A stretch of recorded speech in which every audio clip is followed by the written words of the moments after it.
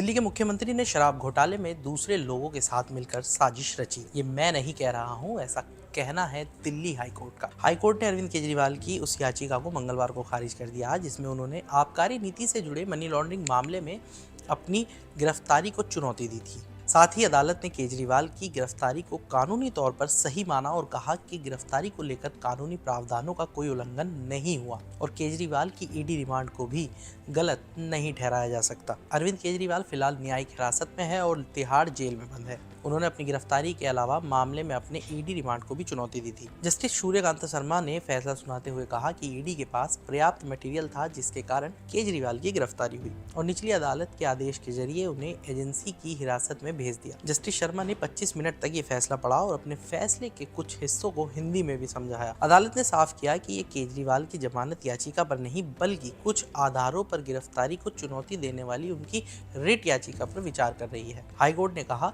कि ईडी की तरफ से जुटाए गए मटेरियल से ये पता चलता है कि दिल्ली के मुख्यमंत्री ने शराब घोटाले में दूसरे लोगों के साथ मिलकर साजिश रची थी। कोर्ट ने भी कहा कि कानून सभी के लिए बराबर है और अदालतों का सरोकार संवैधानिक नैतिकता से है, न कि राजनीतिक नैतिकता से। इसने कहा कि अदालत को चुनाव के समय की परवाह किए बिना कानून के अनुसार ही उनकी गिरफ्तारी और रिमांड की जांच करनी होगी। जस्टिस शर्मा ने कहा कि इस अदालत को लगता है कि राजनीतिक विचारों और समीकरणों को अदालत के सामने नहीं लाया जा सकता क्योंकि वे कानूनी कार्रवाई के लिए प्रासंगिक नहीं है। मौजूदा मामले में ये साफ करना जरूरी है कि इस अदालत के सामने आया मामला केंद्र और याचिकाकर्ता केजरीवाल के बीच टकराव का मामला नहीं, इसके बजाय ये केजरीवाल और ईडी के बीच का मामला है।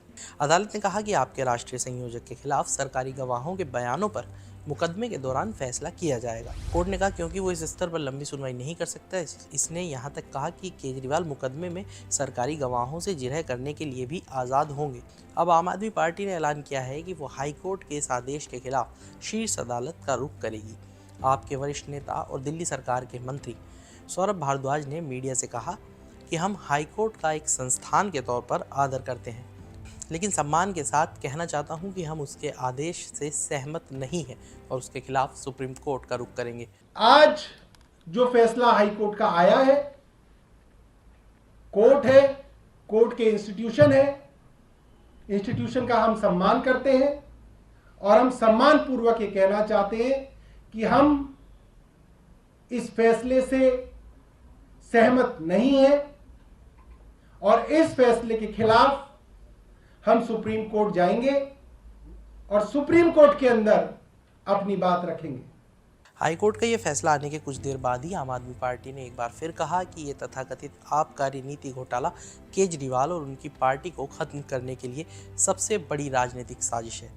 खैर, अब देखना होगा कि क्या सुप्रीम कोर्ट से केजरीवाल को राहत मिलती है या नहीं। अब चलते हैं महाराष्ट्र, जहां लंबी जद्दोजहद के बैठकों के बाद विपक्ष के महाविकास अघाड़ी गुट ने मंगलवार को सीट बंटवारे की घोषणा कर दी। इसके तहत राज्य में शिवसेना उद्धव बाला साहब ठाकरे 21 पर, कांग्रेस 17 पर और राष्ट्रवादी कांग्रेस पार्टी शरद चंद्र पवार 10 लोकसभा सीट पर चुनाव लड़ेगी। कांग्रेस ने विवादित सांगली और भिवंडी सीट पर अपना दावा छोड़ दिया और अब सांगली में शिवसेना यूबीटी और भिवंडी में शरद पवार की एनसीपी चुनाव लड़ेगी।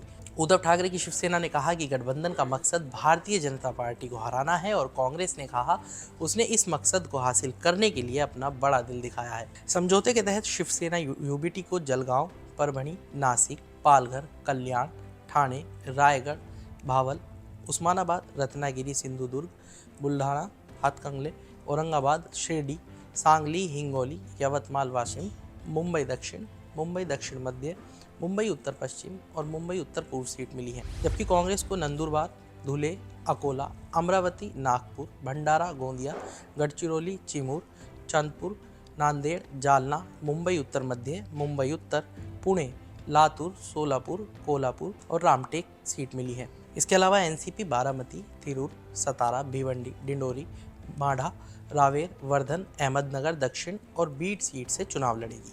अब एक नज़र डालते हैं लोकसभा चुनाव के पहले चरण पर। इस चरण में मौजूदा सांसद और छिंदवाड़ा से कांग्रेस उम्मीदवार नकुल नाथ अब तक के सबसे अमीर उम्मीदवार हैं, जबकि भीम आर्मी प्रमुख चंद्रशेखर आजाद के खिलाफ सबसे ज़्यादा आपराधिक मामले दर्ज हैं।